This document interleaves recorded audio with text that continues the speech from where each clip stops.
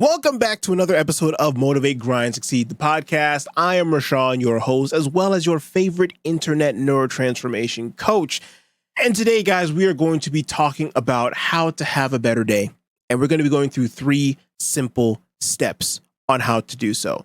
And in fact, so simple, we're going to keep this episode simple. And we're literally going to hop straight into it. So, way number 1 that you want to actually have a better day is to focus on creating a better day, meaning you want to have intentionality. If you want a better day, you need to show that you want to have a better day. What is the point that I'm getting at with this? A day is just a day. Sunday through Saturday, it is strictly just a day on our calendar.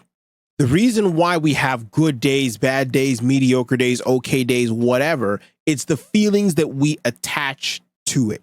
The feelings we attach to the day shift the meaning of the day for us, which is why you could be having a bad Monday, but I could be having a great Monday because you probably just had a tiring weekend. You had to do a bunch of work. You're exhausted. You're tired and sleep deprived. You got to come in on Monday and get more work done at work. For me, I had a great weekend. I went to the Swiss Alps and I went on a backpacking trip in Europe or whatever since Friday. And I came back on Monday with plenty of pictures and I'm hyped up off of adrenaline and excitement from the weekend. So my Monday is great so far. But you see, it's still a Monday. Monday didn't change. The time of day is still the same for both of us. It's just a matter of the feelings that we attach to the day. So, realizing that, you all might see where I'm trying to get at. Having a positive mindset. I know you all probably hate me saying that, but having a positive mindset and choosing to focus on the positive aspects of your day, like practicing gratitude, will actually allow you to start to have a better day naturally.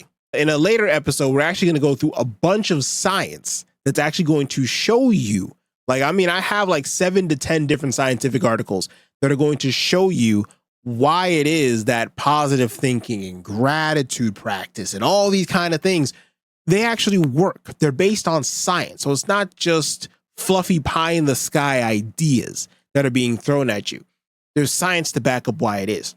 And so we're back to what we're talking about here. When you create the positive mindset, you create the act of gratitude, you focus on the things that are positive, not ignoring the negative. Okay. We're not saying ignore them.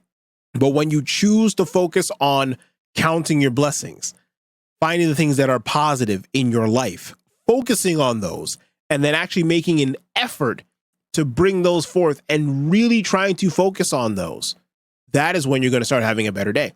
For literally almost anything bad that you can think of, there's going to be a flip side. Oh, well, I hate Joe Schmo at work, but you have a job. Oh, but I hate this job. If you hate the job that much, go find another job, right? There's your positive side. You have the capability to go make money for yourself or to find another job, okay? There's never a time that I have found to date where there is absolutely no way for you to be able to work out of whatever negative situation that it is or any sort of negative mindset that you have. So the second way to have a better day is to prioritize your mental well-being. When you feel good, your interactions and your productivity also get a benefit. You radiate that positivity. You uplift other people. Why are they always so happy? Why they always got this going on? They look so happy all the time. Yeah, that's that positivity. It's kind of hard to be negative around someone who's always positive because either the positive person will feel that negative energy and then they'll distance themselves, or the negative person will start to absorb some of that positive person's energy and go, well, everybody else is kind of happy. I mean, I guess it's a good time. There's been not a single party that I've gone to that people aren't happy. They aren't having a good time. And it's kind of hard to not at least be in a semi-blissful mood at a party. Because even if you're not in a happy mood at a party, chances are you are probably going to be off on the corner and someone will probably still come up and talk to you. Or you'll see something funny and be like, oh yeah, that was kind of funny. And you'll start to lighten up. But in the same way, when you feel bad, when you feel negative, you radiate that same negativity. You lessen other people's moods. So how we are will then transfer to everybody else. So how in the world do we prioritize our mental well-being in relation to having a better day? Well, in combination with the first point that we said on focusing on making a better day, what you want to do is limit the amount of choices that you make. How does that help? Well, when you limit the amount of difficult choices that you need to make in a day, you reduce the need for your brain to use its limited brain power that it has per day to make those decisions until you hit decision fatigue and you start to get exhausted and tired and your mood starts to change. So when you simplify your routines and make them as habitual as possible, it allows you to reduce the stress that's in your life. And so you can redirect that energy that you would have used to make a decision and focus the energy on what matters. You can focus it on the important things. You can focus it on practicing gratitude. You can focus it on looking at the positive sides of life, being thankful for what it is that you have. One big one that you may not see coming is to actually reduce your screen time. Modern technology can negatively impact all the things that we have going on. And so you go through Instagram or TikTok or YouTube or whatever it is that you go through, and sometimes you're going to be bombarded with a bunch of negative news. You're going to be bombarded with a bunch of information you probably don't want to see. And so the aim here is to reduce, not eliminate. Okay, I didn't say eliminate, I said reduce. Reduce the screen time so that way you can improve your overall mental well-being. Take a walk in nature, okay? Get some fresh air. Disconnect from the devices for a while, okay? Turn it off. You can keep it in your pocket if you want to go for a walk. I don't really care. Me personally, I leave it at home, but if you want to bring it with you, okay, fine. But then turn it off. Unless you know you have the personal discipline to be able to not touch it as you go along, turn it off, okay? Now, let's say you're somebody who listens to music or listens to podcasts or audiobooks as you're doing your walk. Might I recommend finding a way to download them so that you can have them for offline use and then turn your phone on airplane mode? Again, I'm trusting you to have the personal discipline to not turn your phone off of airplane mode and then to go ahead and check all the notifications, because then you just defeat the entire purpose. But reduce the screen time. Anything you can do to reduce your screen time will be a benefit to you. And number 3 is to take care of your body. Please. For anybody who has a pet, you're going to relate to this one. If you have a pet, you take care of it dearly. You feed it the good stuff, right? You don't just give it what looks like burnt brown pellets, right? You give it good food, right? You get whatever animal you have, you take care of that animal. Same thing with your body. You've only got one, so you need to take care of it. My recommendation is to focus on moving for at least 30 minutes every day. Okay, you don't have to be like me and hit the gym or drop and do 50 push-ups or anything like that. You can just walk or jog or do whatever you want. There's so many different exercises out there. If you have internet access, you have access to YouTube. If you have access to YouTube, you have access to exercise. There's no excuse. So what do? For example, I attend Taekwondo on a weekly basis, as well as on an almost daily basis. I have a VR headset where I play boxing games and fitness games.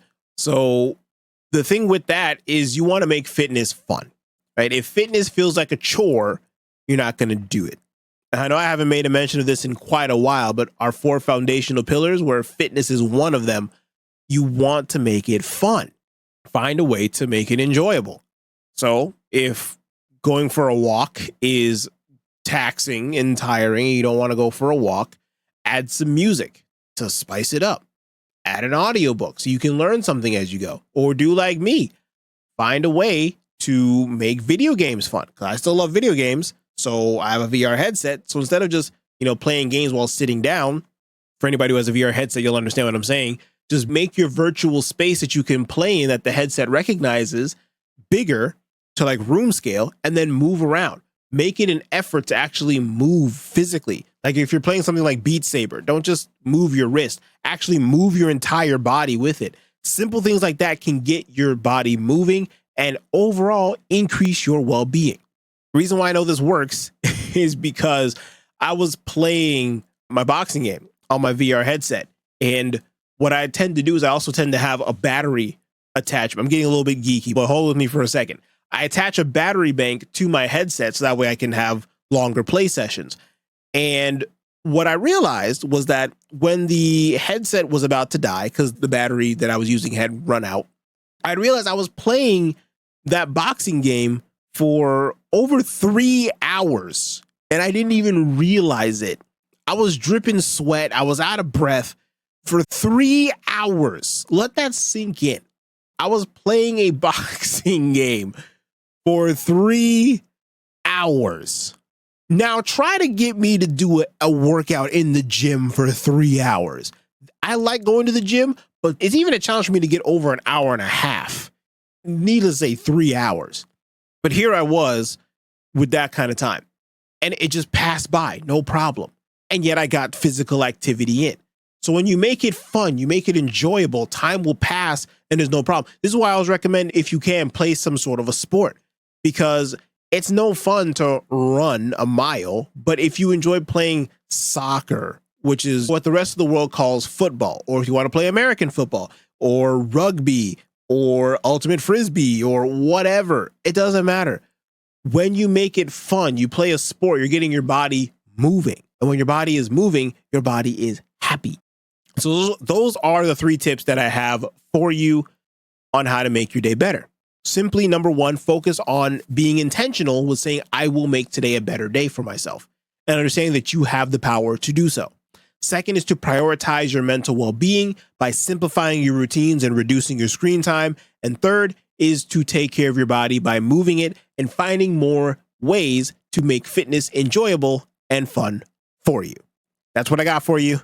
See you all in the next episode. And guys, that's going to wrap up this week's episode of Motivate, Grind, Succeed, the podcast. Guys, again, if you like what you heard, be sure to subscribe to the show for weekly uploads. If you love what you heard, be sure to sign up for that email list. And if you hated what you heard, be sure to share it with somebody who will appreciate it. Also, if you guys want to get access to the show notes or any kind of resource or link or to anything that was referenced in this episode, be sure to check out that episode description below. You'll also find the contact information, any freebies, or any sort of thing from our little corner of the internet. Check out the episode description. It's going to be an absolute gold mine for you guys. Until next time, take care, and I will see you in the next episode.